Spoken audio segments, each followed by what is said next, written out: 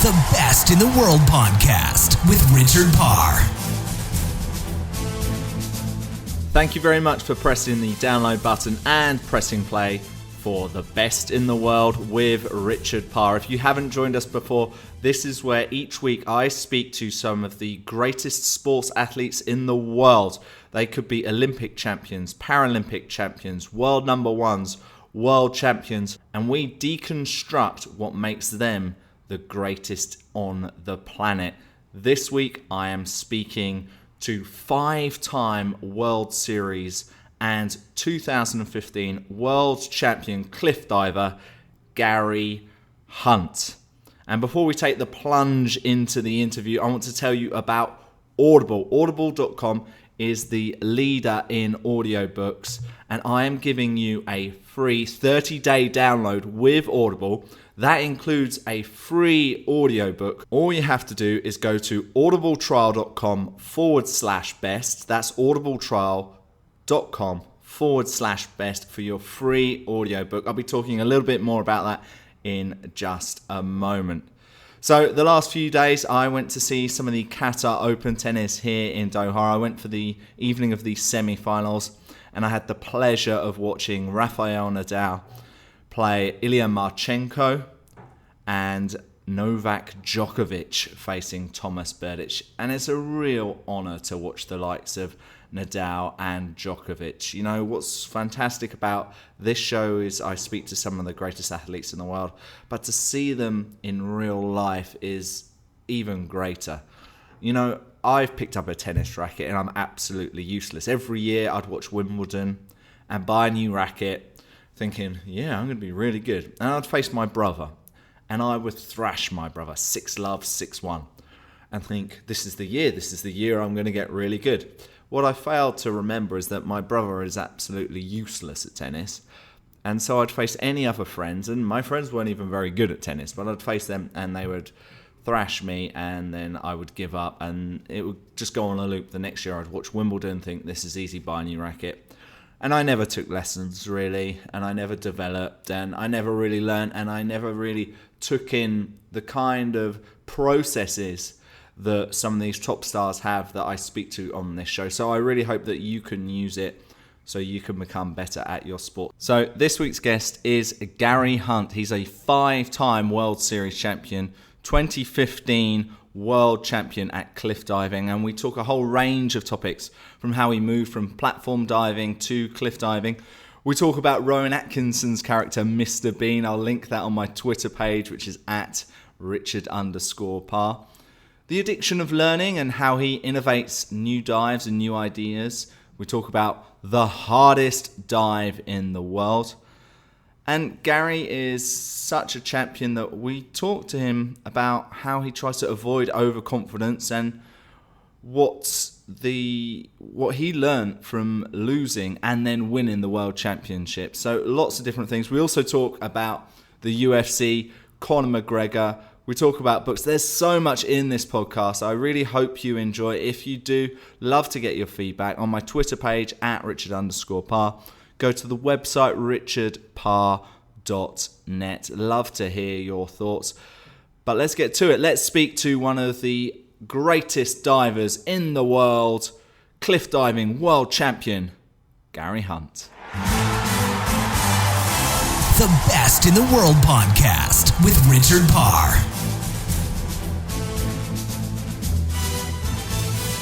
So Gary Hunt, welcome to The Best in the World. Gary, one thing I wanted to mention straight away is that you're from Southampton. That's a city I went to university in a while ago, over 10 years ago. What was it like growing up there, and how did you first get into diving in that city? Well, I was living there from the age of 16. I was born in London, and then I moved up to Leeds and started diving in Leeds with Adrian Hinchliffe. And then after I'd finished school, I moved back down south with my mum and my sisters, and we chose Southampton because at that time it was the best best senior diving club in Britain. So I started up there and went to college, and then went to university there and stayed there until only about 6 years ago when I moved to Paris. And you still go back there often? Yeah, there's. I managed to do a couple of times a year a sort of a diving training camp for the kids at Southampton. It gives them a chance to dive with me, and then it gives me a chance to give them a little bit of information about how I ended up in the job that I've got. And what a fun job that must be. And so why did you end up going to Paris now? Why are you based there? Well, most of the cliff divers, they learn to dive doing a diving show, and there are quite a lot of them around the world. And I happened to find out information about a diving show in France, and started working over here in 2009, and loved it.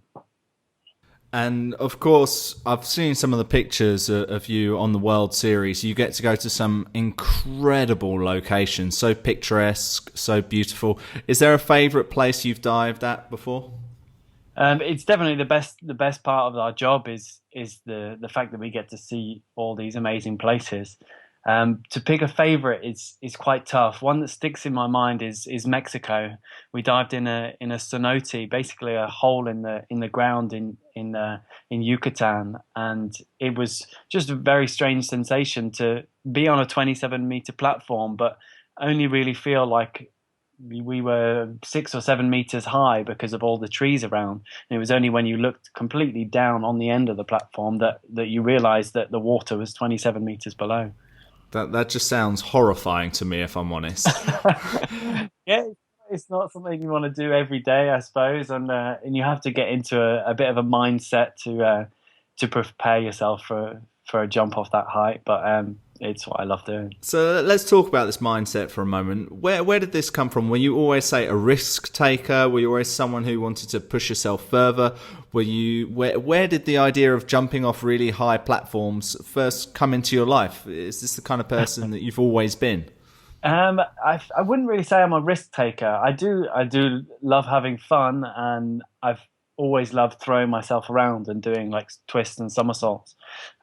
I started as a swimmer, but very quickly I knew that it wasn't for me. I saw the divers in the other pool looking like they were having a whale of a time, and so I knew that was the sport for me. And it just kind of went up and up. I was never the best in my age group. I was never the best in Britain or anything like that, but I just loved the sport so much that slowly and surely, when lots of my friends would start to quit diving and do other stuff, I couldn't imagine quitting diving, because it was just the thing that I loved the most. And so I just kept at it and slowly started to get a bit of results. And then when I found cliff diving, that wasn't until I was 21. But when I found that, when I started landing feet first, I knew that this could be something for me. I could maybe make a career out of it. When I think of diving, we must be of a similar kind of age range. Did you ever watch Mr. Bean? Do you remember the sketch of him trying to do the diving? Yeah, I do, and I've seen that scene replayed very often when I take my friends up to the 27-meter. Half of them do exactly that. Just don't want to take their hand off the railing and just try and get over the edge, but not really towards the edge. It's a hilarious sketch. I'll try and put a link on my Twitter and on the website for anyone who hasn't seen it before. But that's what I always think about when I think of diving. And to be honest, that's exactly how I would react if I was to do it. So you competed at the Commonwealth Games in 2006. What was that experience like? And was there any part of that which you felt you might be missing once you moved to cliff diving? Well, that was the biggest accomplishment I had as a 10-meter diver, and I wasn't really expected to qualify. There was a team of divers already entered into the British Nationals, and my old coach just suggested, he said he had a young diver that he could put me with, and they said, oh, why not make it an interesting competition at least for this other team. And we ended up beating them, and And so before I knew it, I was heading out to Australia on the biggest competition that I'd ever done. Um, I do miss it. Yeah, that's for sure. It's a different kind of feeling. But I think for me, there's much more positives that have come out of making the transition to high diving than staying with 10-meter diving. So I don't regret it in the slightest. So tell us about that first year of doing cliff diving. I believe it was in 2009. Every event must have felt really unique and different to you as you approached them. What was your mindset as you went to each event? Well, the first year when I was learning high diving, there weren't any competitions. I just did a show where I had the chance to move from 10-meter higher up, and so I spent a month learning to go up to 18 meters and learn a few dives from there, and then got another chance for a couple of weeks to train at 20 meters, and then after that I just had to sit on that experience for the year, and then the following year got the chance to do competitions, which were at that point were at 22 to 24 meters, and so for that year and a half, 2 years, every step up was just like a big challenge. Every new dive was just something really, really scary, but really enjoyable at the same time. And it just felt like as there was something new, I was breaking new boundaries every day. With 10-meter, I'd kind of learnt the dives that I could do, and it was very infrequent where I would learn a new dive. Whereas with this new sport, it was just something new every day, and so it just really got me addicted straight away. And every step. I mean, still to this day, I'm still managing to find something every year to push myself and find that feeling again. Yeah, I've heard a lot of people refer to you as an innovator. How do some of these new dives that you come up with happen? Is it you just playing, or is it you having an idea of wanting to try and achieve something and working on it? Or is it just you try one thing as you're going down and then you're able to do something else? How do some of these innovations you have happen? Often it's, I mean, we all do two dives with unlimited degree of difficulty. So we choose two. There's a forward rotation, backwards, inwards, reverse, handstand, or a twist, and everyone kind of picks their two favorites, and or which ones suit them the most. And so sometimes you learn a dive and then just you maybe want to add a twist or add a somersault. That would be like a natural progression. When you get stronger and you get more confident, you could maybe add a twist, and maybe a bit harder, you could add a somersault. Whereas sometimes it takes a little bit more innovation. My last new dive that I learned last year was a front triple with 3.5 twists, and it just came about from watching old videos. I'd done a training camp in Berlin with the Southampton diving team, and we were just playing around on the springboards, and I was playing around doing some twists at the start, and then stopping the twist and then starting them again. And I came across this video watching it with a coach in Southampton, and it just kind of there was just a spark in my head saying, I kind of forgotten that I had done that. I'd forgotten that I was capable of doing that kind of twist, but thinking to myself then, if I could do it then, why not do it now? And that'll be cool. Nobody's doing that at the moment. Nobody's seen it before. So it just gave me a I was just really enthusiastic to start this new dive. And yeah, one of the ways is just by talking with friends. So I've heard that you're soon going to unveil the hardest dive in the world. Can you give any clues on what that might be? Yeah, well, I have actually tried it once before in Texas a year ago, and yeah, it wasn't ready, it wasn't good enough. My legs weren't strong enough, and this time, well, the new dive that I learned last year was a front triple with 3.5 twists, and I got comfortable with it. And I started thinking that if I was going to add another twist, I might need to do a running takeoff. So I started practicing with a running takeoff, and eventually, in the last two competitions, performed this dive with a running takeoff. And so it just gave me a little bit more rotation and made the dive feel a little bit easier. So that's kind of told me that if I work on this running takeoff, then I could fit in another twist. So it's going to be called the double in, double out Barani.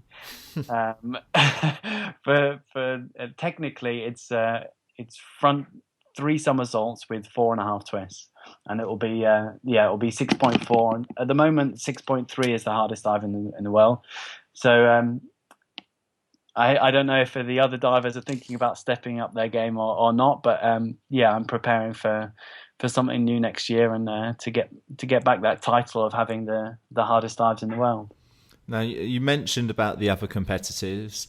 Obviously, you spend most of your year with them. You know, you're going to these different locations. What is the rivalry like? Because I would assume there's friendships, but then also when you get down to business, you know, no one's friends. You don't really feel that much. It kind of still feels like we're friends. It's not like football when you're on the pitch and somebody else is trying to run against you and get the ball off you. When you're on the end of that board, you don't think about any other teammate or any other rival or what they're doing. It really feels like an individual sport, and so and that included with the fact that we often don't have our coaches with us at these competitions, and so we kind of coach each other. We just ask each other to watch our dives, and also nobody wants to see anyone get hurt. I mean, in a snooker match, you probably would will your opponent to miss the ball, but in diving, you don't want to see anyone land flat on their face or flat on their back from 27 meters, because you know they're going to end up in hospital. So that kind of, we all want to win, but at the same time we all want the end of the competition where everyone's in one piece. Well, I love the sound of that supportive community. I think that probably reflects in why people are having so much fun at your events and everything going on. Yeah. So you get called things like legend, unstoppable, machine. When you hear things like that, how do you avoid overconfidence? It's definitely very flattering. It's all down to training. I think when I train, I'm training with young guys that are training for the Olympics on 3 meter or 10 meter, and they are incredibly strong and incredibly fast. And so when I'm training with them, I don't feel like a legend at all. I don't feel like a champion. I just feel like one of the guys that's trying to keep up with the rest of them. And so that definitely keeps me staying grounded. And these competitions, it's only for a few weeks in the year. I'm lucky enough to get back to go home and not be a star or anything. I can just get down to my normal life. So we've mainly been talking about the World Series Championships, which you've been a 5-time champion of. In 2013, you entered the World Championships where you earned silver. What did you learn from that defeat, and what did you do differently 2 years later when you won gold in Kazan? In Barcelona, it was the biggest, I guess you can say, defeat. It was a second place, but the gold really felt like it was within my grasp. I think I had a 40-point lead, and then a dive that I hadn't missed in over a year, I think, and so.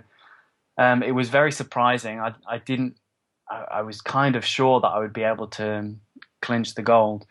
But I think it was, in that year, the 2013, I came second in the World Championships and second in the Red Bull event. And I don't think I was being lax in my training or anything, but it definitely put a fire in my belly, and it kind of woke me up, thinking to myself, okay, these guys are training hard, and they're coming to beat you, and look how easy it is to lose your title. And I mean, I've grown so much as a diver since that defeat, and I think it had to happen to make me really push myself.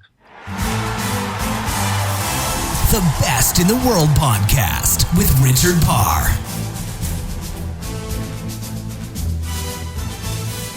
What I learned losing $1 million.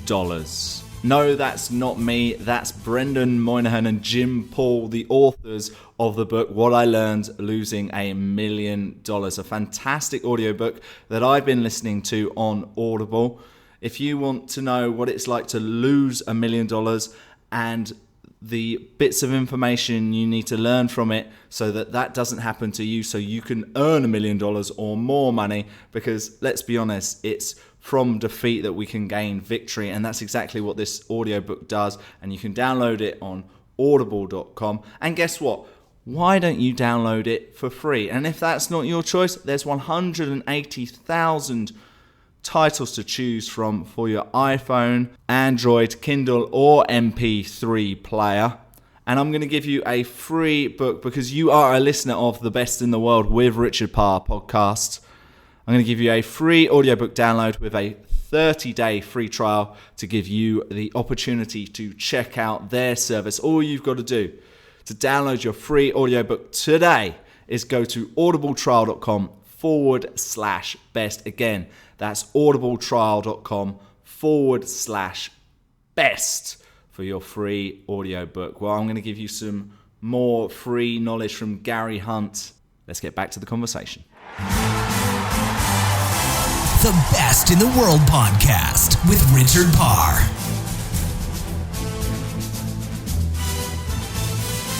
We mentioned earlier about you being brave to do the diving. Do you ever get scared again? And if you do you have any methods to calm yourself down? Yeah, we're always scared. There's no denying it. When you're up that high, when you do it over and over again, when we're in the middle of the season and we've had lots of competitions that follow each other, it does get a little bit a bit easier. Don't get me wrong, but you kind of always know that a fraction of a tiny mistake can lead to serious injury. So I don't think there's anyone that's ever dived from 27 meters that's not been scared. You just get more confident in yourself, and the more you go without hurting yourself or losing yourself in the air, the more you can convince yourself that it's okay to jump. And I just try and fool myself into thinking that I'm not scared. I think that if I act like I'm not scared, then maybe I can convince my brain that I'm not scared, and it kind of works. I just, every time I'm there, I don't sit and worry about the dives or talk to anyone else about the dives and how I'm scared. I just put on a brave face and go for it. You've mentioned something there exactly like something I've just linked on my Twitter the last couple of days. It was a speech by Amy Cuddy, a TED talk, where basically she says you've got to fake it till you make it. In fact, forget that. You've got to fake it till you become it. So it's almost that you're putting on the brave face, but actually you're hoping that by that positivity, it'll give you that positive energy, and so you can just do it and forget the fear. No, that's amazing. Confidence is a massive part in diving, and an even bigger part in high diving or cliff diving. You really have to be 100% sure of yourself, even to step up on that platform. And when you're up there, there's so many doubts that can come into your mind. I've just seen in numerous examples when I'm feeling good and feeling confident, I dive well, and when I'm scared, then you're just not relaxed. You're not. I've been on the end of the platform before, and I've had to step away because my legs are just shaking so much that I can't actually jump off the board. And luckily, with experience, these moments are getting fewer and far between. But Yeah, especially learning a new dive. That's something completely different, and you have to go through that, unfortunately, to learn new dives and get better. Are you generally a confident person in your everyday life? Um, no, not really. I'm not very outgoing. Like I can be, but I'm kind of a reserved guy. I keep to myself a lot. Depending on how many drinks I've had, I suppose. But yeah, I'm not like some outgoing crazy person that loves doing bungee jumps or like your kind of extreme sports. Like the idea of you'd have an extreme sports star. Um, I think I get my adrenaline rush from the sport that I do. So in my private life, I'm kind of a calm person. So on the day of a big dive, a big competition, what does your day look like? What is the food you eat? What is the preparation you go through? Is there any superstitions? Is there any training? Is there any stretching? Give us a typical day of competition for Gary Hunt. Well, it would depend on the time of the competition. Usually, it's around lunchtime or a little bit later. So I would just wake up with enough time, like at least 5 or 6 hours before the competition, um, and just try and have a light breakfast. Some of the divers don't even eat anything the day of the competition because their their nerves won't let them, and they don't like diving on a full stomach. But I have to eat something. So just try and keep it light. We're always put up in a hotel by the organizer of the competition. So I just have a lunch at the hotel, and then just try and stay on my feet, walk around, warm up, maybe have a bit of stretching, and then when the competition comes closer, like an hour before the competition, we're all grouped together by the platform, and everyone starts doing their own individual workout or warm up. And I have kind of a warm up that I like doing, but something that I almost do every time is juggle. I worked in a theme park with a couple of divers that were very very good jugglers, and after that bought some juggling balls, bought some juggling clubs, and I found when I took them to the competition that it really took my mind off the nerves and off the well, I just had a distraction, a perfect distraction from the competition and the fear of the competition. When I juggle, there's no part of my brain that's thinking, oh, I have to do my optionals off 27 meters in 20 minutes. You can't think of that because all of your brain is focused on juggling. So I always have some sort of juggling prop with me to play around with, and then the when a competition starts, we all just have one dive as a warm up. I always train one of my easier dives to get in the swing of things and get my eyes used to the height and the feel of the water, and then it's showtime. That's really interesting about the juggling. I think it's something similar probably Rafael Nadal does when in between points he has to move. Everything has to be in perfect place. His water has to be facing a certain direction. He eats a bit of the banana. I think it's all kind of a process that he's thinking about that rather than actually the match itself. No, fascinating insight there.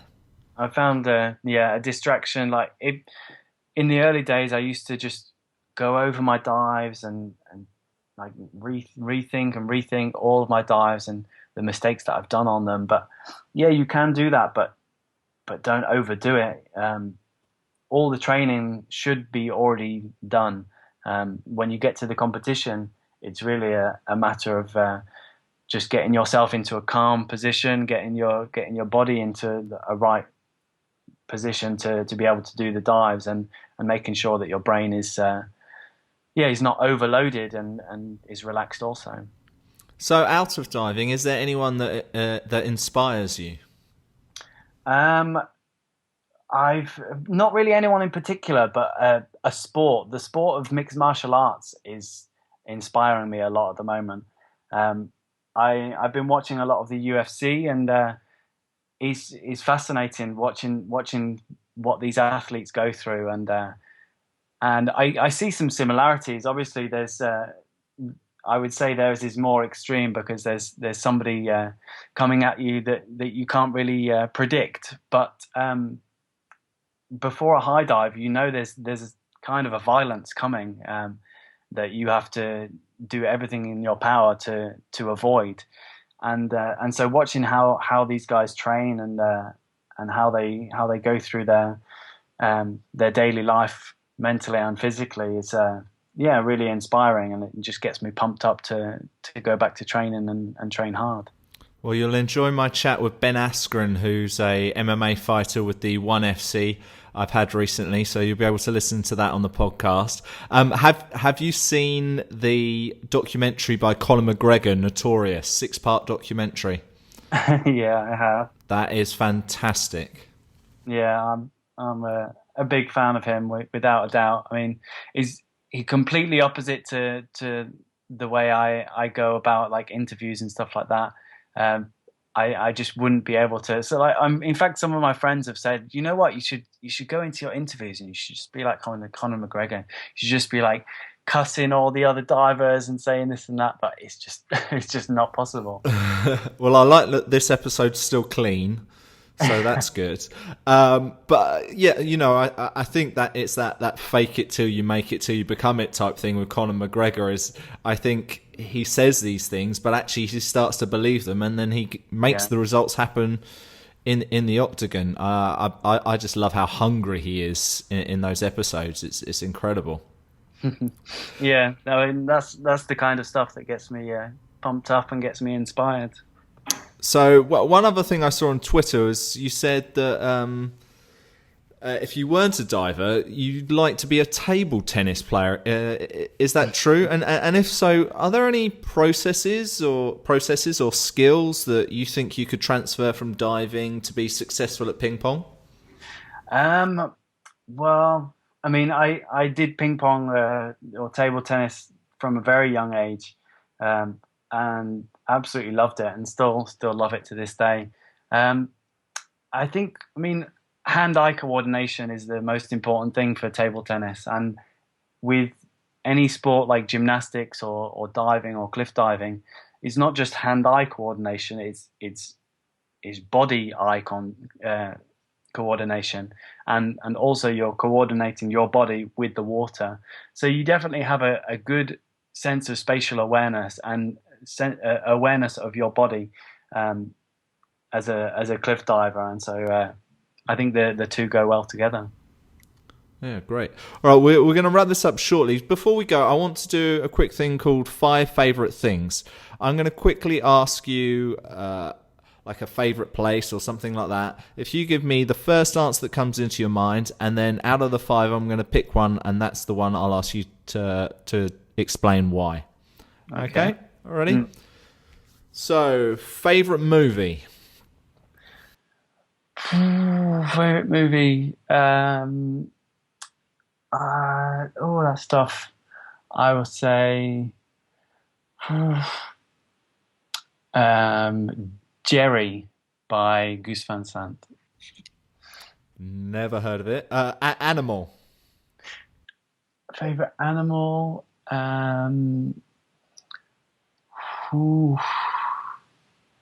That's I don't think I've been asked this question in all the questionnaires that I've done over the years as a cliff diver. All the tough questions come on the Best in the World with Richard Parr. I would say a badger. A badger? City? Favorite city? The city I live in, Paris. Music artist? Favorite music artist? I can't give a favourite. I'm listening to A$AP Rocky at the moment, so I'll go with that one. And book? Favorite book? I would say it's called I don't know if I can remember the exact name. It's the mystery of the dog in night. Mystery of the. Yeah, sorry, I'm not going to be able to give you the exact name. I think it's called The Mystery of the Dog in the Night. Okay, well, we'll try and work it out between us, and I'll put in a link for everyone on the show page when this comes out. All right, well, I think the first one, the movie, as I've never heard of it, I think I'd like to know why that one. Maybe tell me and our listeners a little bit of what it's about, if you don't mind. I mean, it would it would definitely be one of my favourite movies. It just stuck in my mind. It's the story of two guys that go out into the desert and get lost, and is the whole film is their struggle trying to get back to safety, or either find their car again or find somebody to help them. And it's just really well filmed, and you just see what the human body or the mind goes through in these seriously terrible situations when you're hoping for your life. And so I think I watched this one and another film, Elephant, by the same director, Gus Van Sant, and both of them are they're kind of cold and shocking, but you after the film you just leave. You're left with a kind of a shock to your system, and I like this kind of films. To me, that sounds like jumping from 27 meters high into a big area of water. So I'm not surprised you enjoy those type of movies. So as the sport continues to grow, what do you think are the next steps for cliff diving to expand? Well, we're hoping to increase the number of divers, especially the female divers. We have somewhere between 30 and 50 high divers, male, whereas female, at the moment when there's competitions, there's only around 10, and there's probably another 10 in the world that are doing shows that are capable of doing cliff diving competitions. So I would hope that in the next few years there would be a bit more interest from females, and having more competitions available for females, and that in turn will lead to the females gaining more experience, and this is all with a goal towards the Olympic Games. It was a massive step for us to be part of the FINA competitions, the World Championships and the World Cup, and now our federations are taking note. The British swimming is taking us under their wing, and so the next step for me, it's obvious. It's the Olympic Games, and I'm positive. I think that we will eventually get there. It's just a matter of time, and 2016 is I think is out of the picture now. I think we would have heard about it if we were actually taking part, but I'm sure that. If we go about it in the right way in 2020, you could see high diving in the Olympics. Well, that'd be great to see. So before we go, Gary, is there anything else you want to mention, you want to promote, or if not, if you could just tell us how we can get in touch with you on social media, be it Twitter, Facebook, whatever way, maybe give your addresses so people can continue to follow your great career. Yeah, thank you very much. No, I'm not here to promote anything else apart from my sport. It's a great sport, and I wish everyone to follow along. There's redbullcliffdiving.com, and then on the World Aquatics Association, it's FINA, FINA. So yeah, follow us along, and also come and watch the competitions, because it's so much different when you actually go there and see the height for your own eyes and feel it. So if there's one near where you live, come out and see us live in direct. Well, I'll check out the website myself, and I'll try and get along it. It looks like you guys are having a lot of fun there. A nice one. Thank you very much. Thanks for having me on the show. Gary Hunt, thanks for being the best in the world. The Best in the World podcast with Richard Parr.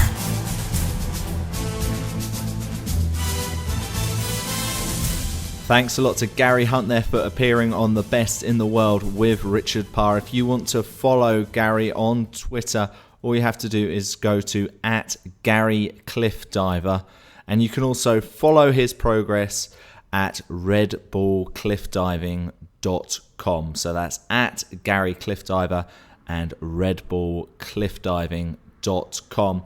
Gary also got in touch with me after the interview just to confirm the name of the book he was talking about, and it's The Curious Incident of the Dog in the Nighttime. So if that's the kind of book that you like, it's called The Curious Incident of the Dog in the Nighttime. It was great to have him on the show. If you've enjoyed it, please subscribe, download, tell your friends.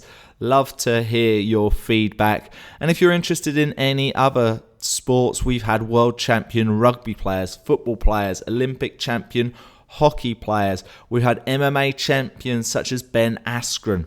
And next week, we've got our first boxer, Paul Silky Jones. He is knocking out obesity, so we get some great health tips from him. He's got some fantastic stories. After becoming the world light middleweight champion in 1995, he only got his world title belt 20 years later.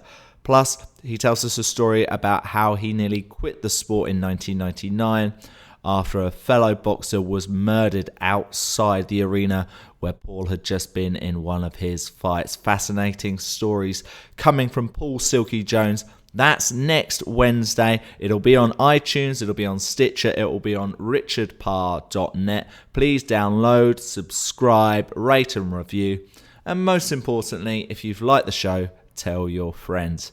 It comes out every Wednesday, so I'll see you next week. The Best in the World podcast with Richard Parr.